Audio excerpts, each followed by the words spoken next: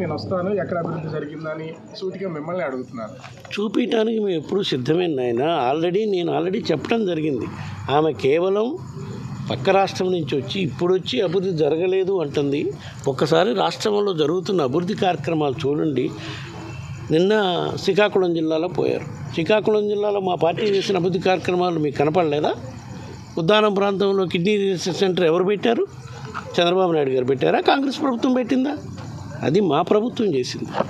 గత 20 సంవత్సరాల నుంచి ఆ సమస్యపై ఎవరైనా దృష్టి పెట్టారా? అది మేము చేసాం. అట్లానే ప్రతి జిల్లాలో మేము చేసిన అభివృద్ధి కార్యక్రమాలు కనిపిస్తున్నాయి. దానికి ప్రత్యేకంగా అవి చూసి మాట్లాడమని చెప్పాను ఆ రోజు. ఈరోజు అది చెప్తున్నా. ప్రతి జిల్లాలో నువ్వు ఎక్కడెక్కడ జిల్లాలో తిరుగుతున్నారు కాంగ్రెస్ పార్టీలో చేరినాక, మంచి తిరగండి. ప్రతి గ్రామంలో మీరు తిరిగే ప్రతి జిల్లాలో మేము చేసిన అభివృద్ధి కార్యక్రమాలు ప్రతి జిల్లాలో ఉన్నాయి, ప్రతి గ్రామంలో కూడా ఉన్నాయి. గ్రామ సచివాలయాలు స్థాపించే ఆలోచన ఎవరు చేసింది?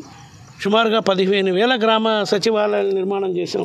రైతు భరోసా కేంద్రాలు పెట్టాం, హెల్త్ క్లినిక్స్ పెట్టాం, పేదవాడికి వైద్యం ఇంటికాడికి అందించే విధంగా చర్యలు తీసుకుంటున్నాం. ఇన్ని కార్యక్రమాలు చేసాం. మెడికల్ కాలేజీలు 16 మెడికల్ కాలేజీలు, 16 సూపర్ స్పెషాలిటీ హాస్పిటల్ నిర్మాణం జరుగుతుంది. ఇన్ని కార్యక్రమాలు చేసాం.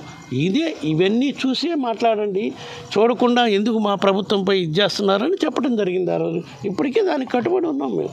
చూడండి, మీరు జిల్లాలో తిరుగుతున్నారు. ఏ జిల్లాలో ఏ ప్రాంతంలో ఏ అభివృద్ధి కార్యక్రమాలు చేశాము అన్నీ కనపడుతున్నాయి. మీరు ఒక పోలవరము, ఒక రాజధాని నిర్మాణం చేయడానికి మన దగ్గర నిధులు ఉన్నాయా? ఏ నిధులు ఇచ్చిన రాజధాని నిర్మాణం చేయడానికి నిధులు ఇచ్చిన కేంద్ర ప్రభుత్వం అధికారంలో ఉన్న చంద్రబాబు నాయుడు ఎందుకు రాజధాని నిర్మాణం చేయకుండా కేవలం రాజధాని గ్రాఫిక్స్లో చూపిస్తున్నాడు? అడగండి ఆయన్ని. సో ఇప్పుడు మన ప్రాధాన్యతలు అభివృద్ధి కార్యక్రమాలు చేసి ప్రజలకి ముందుగా ఆదాయ వనరులు పెంచితే ప్రజలకు మెరుగ్గా సంక్షేమ కార్యక్రమాలు అమలు చేయొచ్చు, ప్రజలు అన్ని ప్రాంతాలని సమానంగా అభివృద్ధి చేయొచ్చు అనే దృష్టిపై మా ప్రభుత్వం ఉంది.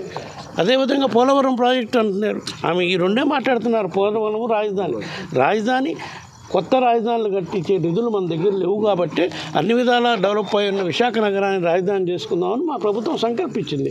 కానీ దానికి ఇప్పటికీ న్యాయపరంగా చిక్కులు తీసుకొస్తున్నారు చంద్రబాబు నాయుడు, ప్రతిపక్ష పార్టీల వాళ్ళందరూ కలిపి. అది అయిపోతే తప్పకుండా విశాఖపట్నం నుంచి రాజధాని చేసుకుంటాం. ఒక్క పైసా పెట్టుబడి పెట్టకుండా, ఖర్చు చేయకుండా రాజధానికి నిర్మాణం చేసుకొని ఉన్న ఆఫీసులతో ఇక్కడి నుంచి కార్యక్రమాలు నడిపే కార్యక్రమం చేయొచ్చు అనేది మా ఆలోచన. సార్, బయటికి కనబడకుండా వ్యూహాత్మక పొత్తుతో బీజేపీతో వైసీపీ కుమ్మక్కు రాజకీయాలు చేస్తోందన్నారు షర్మిల. అంటానికి సరిపోద్దమ్మా. మేము బీజేపీ పార్టీకి ఎప్పుడు అవసరమైతే అప్పుడు పార్లమెంటు సంబంధించినంత వరకు ప్రభుత్వానికి మేలు జరిగే కార్యక్రమాలకు మాత్రమే మేము మద్దతు ఇస్తున్నాం. మిగతా విషయాల్లో బీజేపీతో మేము ఇక్కడ పోరాటం చేస్తున్నాం. తెలుగుదేశంతో ఎట్లా పోరాటం చేస్తున్నాం, బీజేపీతో పార్టీతో కూడా పోరాటం చేస్తున్నాం. వాళ్ళు మమ్మల్ని ఇక్కడికి వచ్చి బీజేపీ వాళ్ళు అన్ని స్కాములు చేస్తున్నారు, వైఎస్ఆర్ కాంగ్రెస్ పార్టీ వాళ్ళు రోజు తిడతానే ఉన్నారు. ఇది మా ప్రధాన ప్రతిపక్షం. మేము వాళ్ళతో పోరాటం చేస్తున్నాం. మేము వాళ్ళతో కలిసిపోతామమ్మా. ఎందుకు స్టీల్ ప్లాంట్ గురించి అడగలేకపోతున్నారు సీఎం? పార్లమెంట్లో మా ఎన్ని సందర్భాల్లో స్టీల్ ప్లాంట్ ప్రైవేటీకరణపై మా పార్లమెంట్ సభ్యులు మాట్లాడలేదు? ఎన్నిసార్లు మేము ఇక్కడ వాళ్ళ దీక్ష శిబిరానికి వెళ్ళి వాళ్ళకి మద్దతు తెలపలేదు? అన్ని విధాలా అన్నిటికీ మద్దతు తెలియజేస్తూనే ఉన్నాం. రాష్ట్ర ప్రయోజనాలు కాపాడటం కోసం మేము ఎప్పుడూ ముందే ఉంటాం. Okay, thank you sir.